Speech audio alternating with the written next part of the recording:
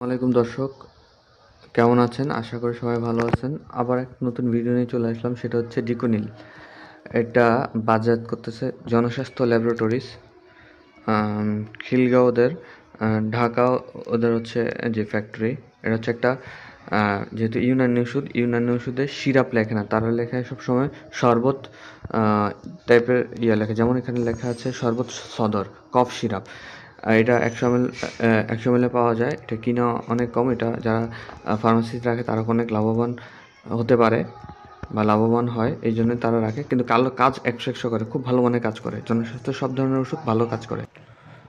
প্রতি এমএলএ রয়েছে এই যে গাজোয়ান, বাসিনিয়া, কোকার, তারপর আরও ইরানি যেসব ওষুধ আর থাকে ওগুলো দিয়ে মিশ্রিত করে তারা তৈরি করে।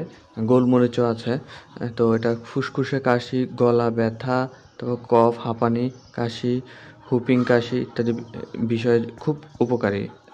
সেবন হচ্ছে প্রাপ্তবয়স্ক 2-4 চামচ ওষুধ প্রত্যেক 3 থেকে 4 বার সেব্য।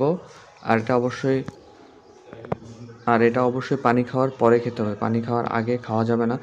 কারণ এটা যখন পানি খাওয়ার পরে আগে খাওয়া হয়, পানিটা পরে খেলে হয় কি, ওষুধের যে ইয়াটা গলায় থাকে না, তখন নিচে নেমে যায়। এটা একটা যেহেতু ইউনানি ওষুধ, এটা সাইড ইফেক্ট বলতে নেই।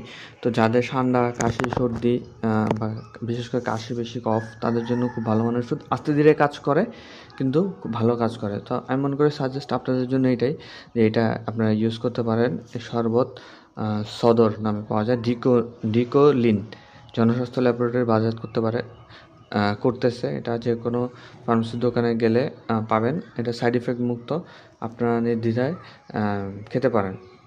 মোটামুটি 6-7 বছরের বাচ্চাদেরকেও দেওয়া যায়। তো আজকের ভিডিও এই পর্যন্ত। দেখা হচ্ছে নতুন ভিডিওতে। সে পর্যন্ত সবাই ভালো থাকুন, সুস্থ থাকুন। আমার জন্য দোয়া করবেন। আল্লাহ হাফেজ।